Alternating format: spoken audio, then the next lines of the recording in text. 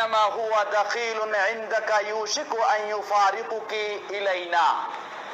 রাসূল সাল্লাল্লাহু আলাইহি ওয়াসাল্লাম বলেন, কোন স্ত্রী যখন তার স্বামীকে কষ্ট দেয়, এই স্বামী যদি দিনদার ভালো হয়, তাহলে এই স্বামীর আরেক স্ত্রী রয়েছে সেই হুরদের মধ্যে, জান্নাতের সেই হুরদের মধ্যে তার আরেক স্ত্রী রয়েছে।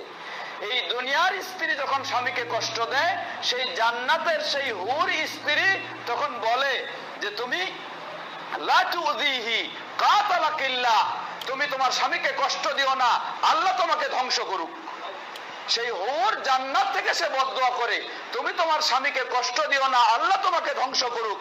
জেনে রাখো ইন্নামা হুয়া দাখিলুন ইনদাকি, সে এখন তোমার কাছে রয়েছে।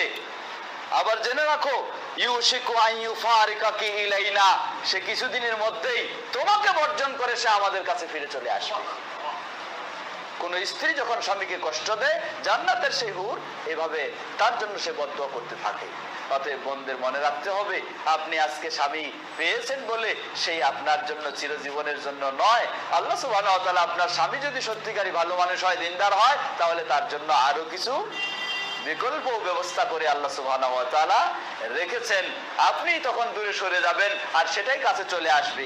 আর আপনি যদি সত্যিকারী ভাবে তাকে নিজের মতো গ্রহণ করে নিয়ে দিনের উপর নিজেও থাকতে পারেন, স্বামীও থাকতে পারে, তাহলে ইনশাআল্লাহ আপনিও হবেন তার সাথী সেই জান্নাতে ইনশাআল্লাহ।